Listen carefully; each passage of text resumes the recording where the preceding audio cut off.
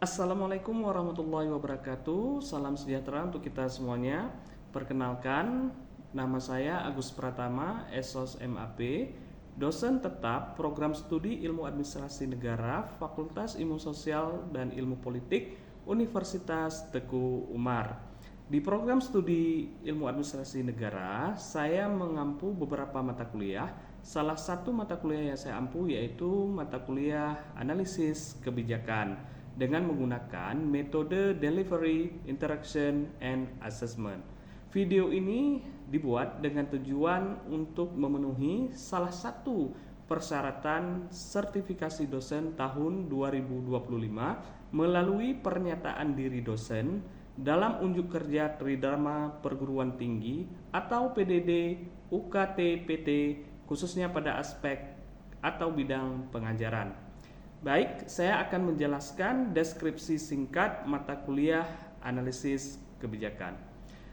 Mata kuliah Analisis Kebijakan merupakan salah satu mata kuliah yang ada pada semester 5 dengan bobot SKS 3 SKS. Mata kuliah ini memberikan pemahaman tentang konsep, teori, dan metode dalam analisis kebijakan publik. Mahasiswa akan mempelajari bagaimana proses pembuatan kebijakan, analisis kebijakan, dan evaluasi kebijakan. Tujuan akhir dari mata kuliah ini yaitu untuk membekali mahasiswa dengan keterampilan analisis yang diperlukan untuk mengkaji kebijakan publik secara kritis dan konstruktif.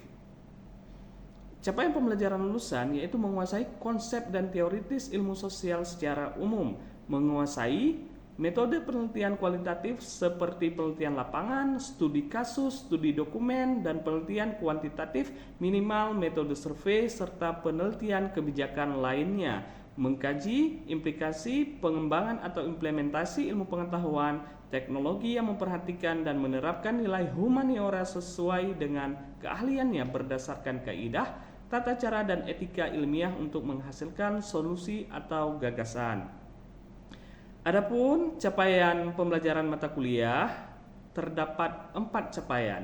Yang pertama yaitu menjelaskan konsep dan teori utama dalam analisis kebijakan publik. Yang kedua, menerapkan metode analisis kebijakan yang relevan. Yang ketiga, menganalisis studi kasus kebijakan publik dengan pendekatan analitis sehingga menghasilkan data dan informasi untuk kajian dan analisis kebijakan. Dan yang keempat yaitu menelaah kajian analisis kebijakan yang sistematis dan komprehensif. Dalam mata kuliah analisis kebijakan terdapat 11 sub CPMK. Yang pertama yaitu diharapkan mahasiswa mampu menjelaskan permasalahan dan kepentingan publik serta memahami analisis kebijakan sebagai sub kajian dari ilmu kebijakan. Yang kedua, mampu menjelaskan bagaimana aktivitas analisis kebijakan dan aktivitas analisis terhadap kebijakan serta memahami berbagai keahlian dasar yang harus dimiliki oleh seorang analis kebijakan.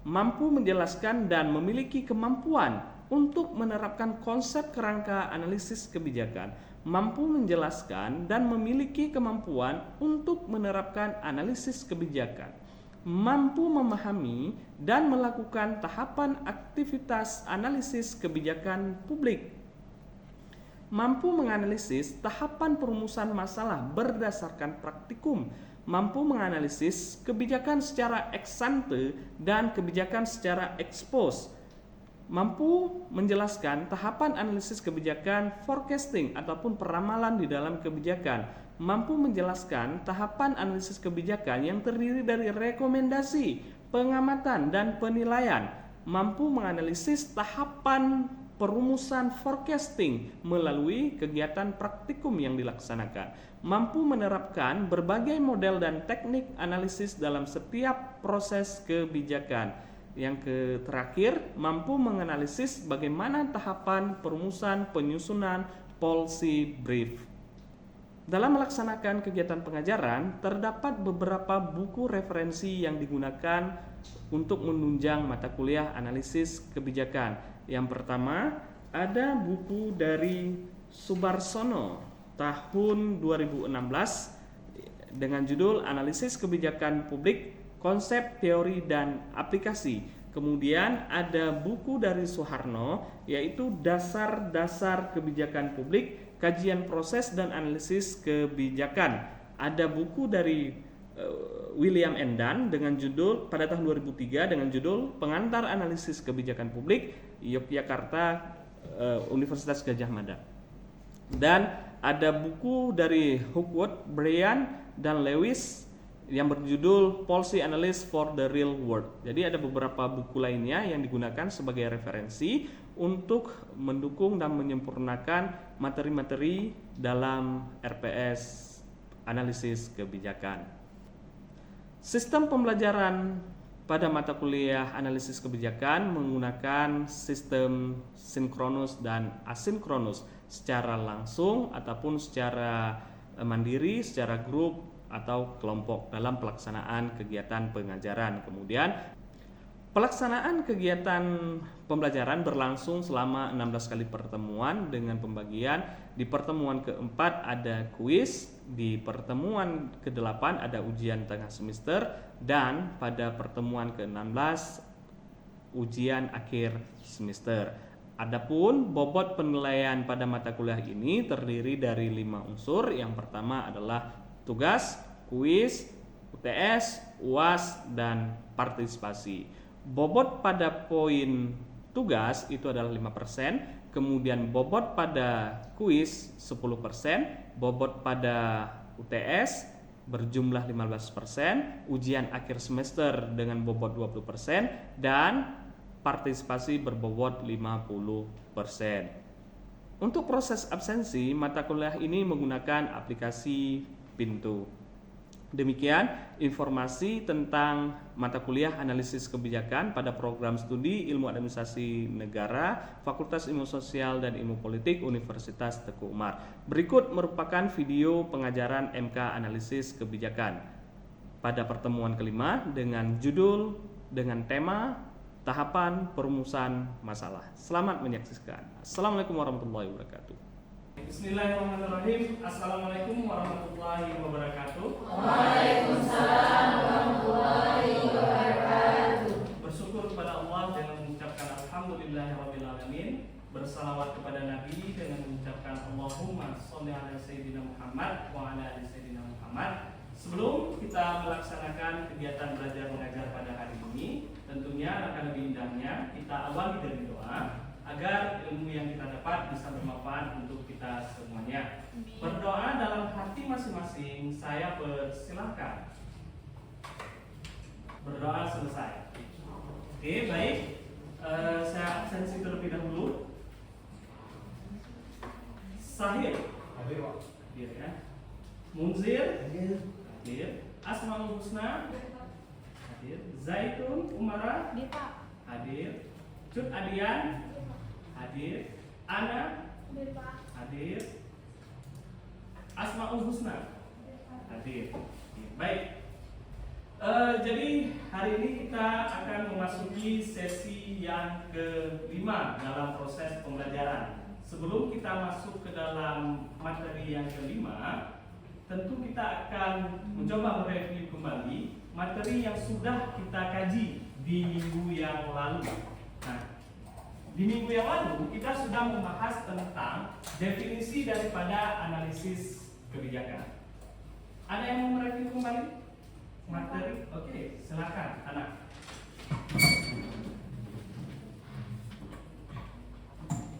Baik, di sini saya akan kembali mereview materi sebelumnya yang dimana materi sebelumnya itu membahas tentang analisis kebijakan.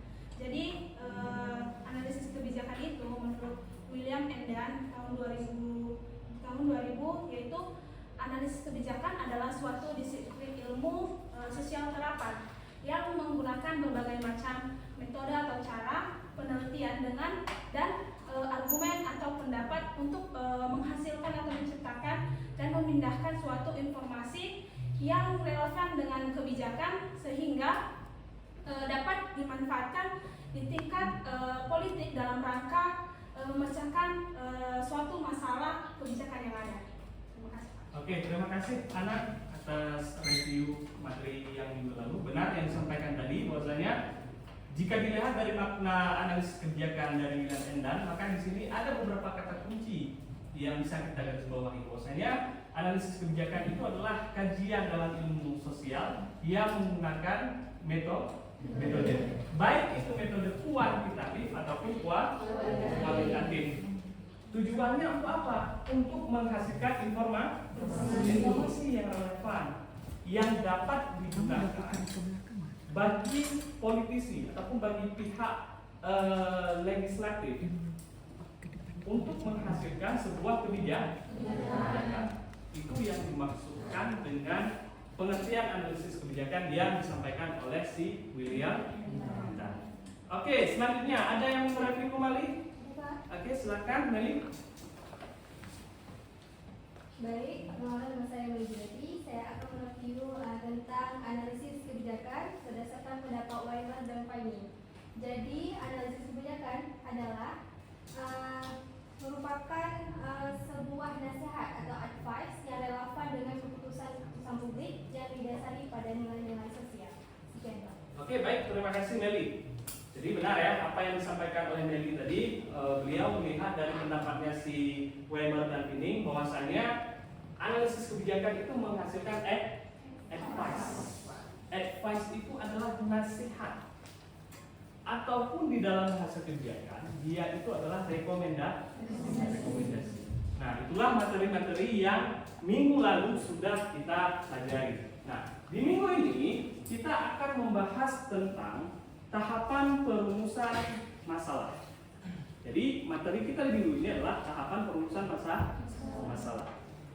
Tujuan daripada tahapan perumusan masalah itu adalah untuk melihat bagaimana proses pencarian permasalahan. Jadi intinya di materi yang kelima ini dia membahas tentang permasalahan yang ada di publik. Bagaimana cara mencari masalah, mendefinisikan masalah, substansi masalah sehingga muncullah suatu masalah formal. Jadi inilah yang menjadi tujuan pembelajaran kita di sesi yang kelima kali ini. Baik, ketika mendengarkan kata masalah, kira-kira apa yang terlintas di dalam pikiran teman-teman? Menurut Santi apa masalah? Kalau masalah itu hal yang terjadi, misalkan bisa kita contohin kayak pagi mau kita bangun tidur. Jadi misalkan kita mau pergi kampus nih, baju kita belum siap kita setrika, itu terjadi juga salah satu masalah. Berarti intinya adalah ketidaksesuaian antara harapan dan kenyataan. Itu sudah merupakan warna daripada masalah. Nah, hari ini kita lihat sebenarnya apa yang dimaksud dengan masalah di dalam tahapan rumusan masalah itu sendiri. Oke. Jadi ada berbagai pendapat yang menyatakan bahwa saya di sini adalah masalah adalah segala sesuatu yang harus diselesaikan. Kemudian masalah itu adalah suatu kendala ataupun hambatan ataupun ketidaksesuaian antara harapan dengan kenyataan. Itu adalah masalah. Nah, sekarang masalah dalam publik itu karena kita dalam aspek kebijakan publik, maka masalah publik itu adalah sesuatu masalah yang penyelesaiannya harus ataupun dapat diselesaikan oleh pemerintah. Artinya masalah tersebut hanya dapat terselesaikan oleh pemerintah. Itulah yang disebut sebagai masalah publik. Nah, dalam hal ini sifat-sifat masalah itu ada beberapa. Kalau kita merujuk ke William dan ada beberapa. Yang pertama adalah saling ketergantungan, kedua subjektivitas, yang ketiga artifisial, yang keempat dinamika masalah. Ada pertanyaan kira-kira? Oke, silakan Sahil. Apakah semua masalah harus diselesaikan? Oke, baik Sahil, pertanyaan yang bagus. Apakah semua masalah itu harus diselesaikan, Pak? Ada yang mau menanggapi kira-kira? Ada mungkin? Ya, apakah semua masalah harus diselesaikan? Baik, saya menanggapi. Menurut saya semua masalah itu harus ditanggapi karena gimana ya, manusia itu tidak akan pernah lepas dari masalah. Jadi supaya supaya masalahnya tidak menumpuk, jadi kita yang harus menyelesaikannya. Tapi kalau ada bagian pemerintah, mungkin masalah lingkungan, masalah dan sebagainya itu bagian pemerintah yang menyelesaikan dan dibantu juga oleh dukungan para stakeholder lainnya. Oke, benar sekali yang disampaikan oleh Ana tadi ya. Intinya, apakah semua masalah harus diselesaikan? Tergantung. Sekarang jawabannya. Kok bisa tergantung, Pak? Kenapa bisa demikian, Pak? Yang pertama, ada masalah yang sifatnya adalah masalah privat. Ada masalah yang sifatnya masalah publik. Masalah privat adalah masalah yang dialami oleh diri sendiri. Artinya yang mengalami adalah diri sendiri. Teman-teman yang lain nggak merasakan, hanya Anda saja yang merasakan masalah tersebut. Yang kedua, ada masalah publik. Apa itu masalah publik? Masalah yang sudah dirasakan oleh khalayak ramai. Artinya masalah tersebut sudah dirasakan oleh berbagai macam pihak. Artinya bukan lagi masalah Anda pribadi. Apa contohnya, Pak? Buang sampah sembarangan. Oke. Benar, buang sampah sembarangan. Kemudian ada lagi, dari kasus ini bisa kita analogikan seperti ini, teman-teman. Teman-teman datang ke kampus naik apa? Motor, naik kereta ya kan? Oke. Tiba-tiba Anda habis minyak di tengah jalan. Berarti itu bisa dikategorikan sebagai masalah privat. Kenapa? Karena itu masalah pribadi yang merasakan hanya diri sendiri. Tapi ada masalah yang dirasakan oleh publik. Kapan itu, Pak? Ketika minyak itu langka. Ketika minyak itu langka, maka itulah yang dikatakan sebagai masalah publik. Jadi itu yang menjadi gambaran terkait yang namanya permasalahan. Jadi intinya ketika dia sudah masuk ke dalam ranah masalah publik, itu memang harus diselesaikan. Kenapa? Karena kebijakan itu adalah untuk mengatasi masalah. Jadi seperti itu saja. Oke, baik. Jadi tadi sudah kita sampaikan bahwasanya materi yang kita kaji adalah tahapan pemutusan masalah. Tadi hanya sebagai gambarannya saja. Tahapannya ada 5. Yang pertama pemutusan masalah peramalan, apalagi komunikasi, pengamatan, dan penilaian. Artinya ada 5 peran ataupun tahapan analisis kebijakan. Oke, baik. Nah, di tahapan yang pertama adalah tahapan perumusan masalah. Coba dibacakan apa karakteristik daripada tahapan perumusan masalah di sini. Perumusan masalah memberikan informasi mengenai kondisi-kondisi yang menimbulkan masalah. Oke, baik, terima kasih Bu Lydia. Benar.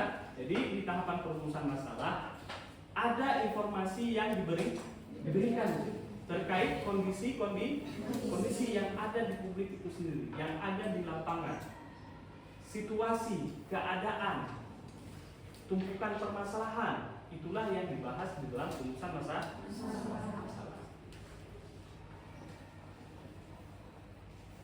Nah, baik, bagaimana Pak cara menemukan yang namanya masalah tersebut, Pak?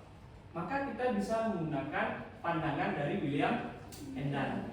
Ada 4. Yang pertama itu melalui pencarian masalah ataupun problem search. Yang kedua ada pendefinisian masalah ataupun problem definition.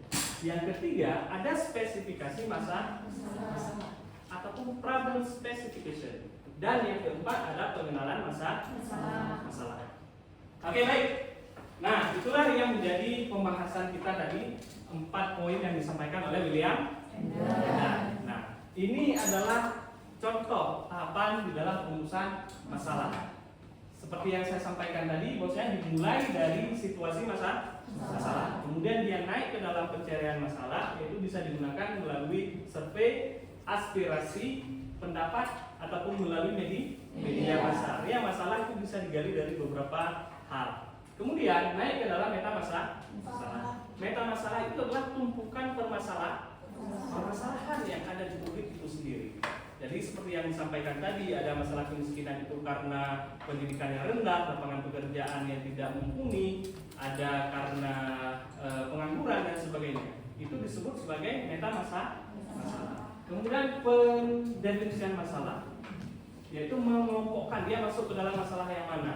Lapangan pekerjaan itu masuk ke dalam masalah ekonomi. Rendahnya tingkat pendidikan itu masuk ke dalam ranah pendidikan. Nah, kemudian masuk ke dalam masalah substantif.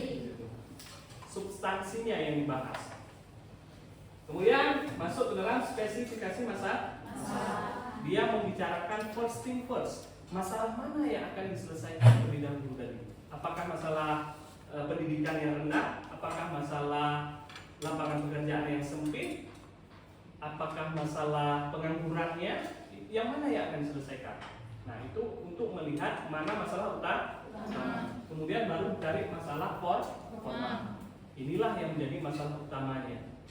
Nah, oke, jadi terkait masalah ini, saya akan memberikan tugas kepada teman-teman untuk berdiskusi. Saya akan membagi kelompok kecil untuk berdiskusi terkait tahapan perumusan masalah yang sudah kita jelaskan ini.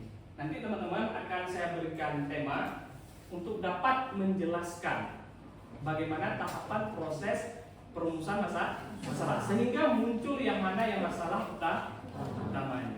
Oke, sudah selesai diskusinya? Sudah. Kelompok 1 sudah? Sudah. Kelompok 2? Sudah, Pak. Kelompok 3? Sudah. Oke, baik. Untuk selanjutnya silakan keterwakilan dari kelompok 1 untuk dapat memaparkan bagaimana tahapan perumusan masalah sesuai dengan tema yang sudah saya bagikan tadi. Pada kelompok 1 silakan. Baik, terima kasih. Saya Maulidia, perwakilan dari kelompok 1.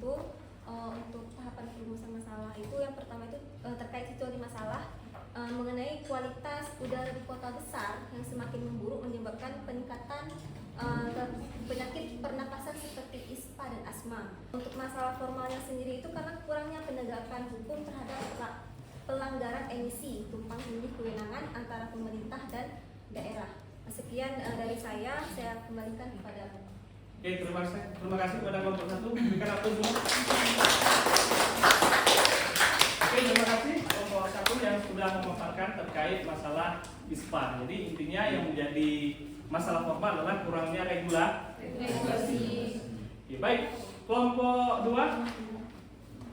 Baik, kami dari kelompok 2 akan menjelaskan tahapan perumusan masalah. Di sini kami membahas tentang lalu lintas, di mana pertama situasi masalah itu menjelaskan di mana adanya kondisi nyata yang menunjukkan adanya ketidakraturan atau ketidakefisiensi yang dirasakan oleh masyarakat. Contoh kasusnya terjadi kemacetan parah di setiap hari pada jam sibuk di pusat kota yang menyebabkan keterlambatan aktivitas masyarakat sekitar. Yang kedua ada meta masalah, yang masalahnya yaitu masalah besar dan kompleks yang melibatkan banyak sektor dan memerlukan solusi yang sistematik lintas kelembagaan. Contoh kasusnya yaitu adanya pertumbuhan kendaraan pribadi yang tidak seimbang dengan kapasitas jalan, serta ditambah sistem transportasi publik yang tidak memadai. Yang ketiga masuk pada masalah substantif, yaitu masalah pokok yang menjadi penyebab langsung dari situasi yang tidak ideal. Contoh kasusnya yaitu ketergantungan masyarakat pada kendaraan pribadi karena minimnya transportasi umum yang tersedia, yang aman, nyaman, dan terjangkau. Yang terakhir yaitu masuk pada masalah formal, yaitu masalah dalam aspek hukum, regulasi, atau kelembagaan yang menghambat penyelesaian secara efektif. Contoh kasusnya yaitu lemahnya koordinasi antar instansi seperti Dishub, kepolisian, dan Bapeda, serta tidak tegasnya penegakan aturan lalu lintas dan zonasi yang terjadi. Sekian. Terima kasih kepada kelompok 1, kelompok 2, dan kelompok 3 atas presentasinya yang sangat luar biasa tadi. Terkait proses pembelajaran dari awal hingga sekarang, ada pertanyaan kira-kira? Tidak. Sudah jelas? Sudah. Baik, alhamdulillah. Saya rasa untuk pertemuan hari ini kita cukup sudahi sampai di sini. Insyaallah di minggu depan kita akan membahas tahapan yang kedua. Setelah daripada tahapan perumusan masalah, akan ada forecasting. Forecasting itu adalah peramalan. Jadi materi di minggu depan adalah peramalan di dalam kebijakan. Saya kiri hadanallahu wa iyyakum ajmain. Assalamualaikum warahmatullahi wabarakatuh. Waalaikumsalam warahmatullahi wabarakatuh.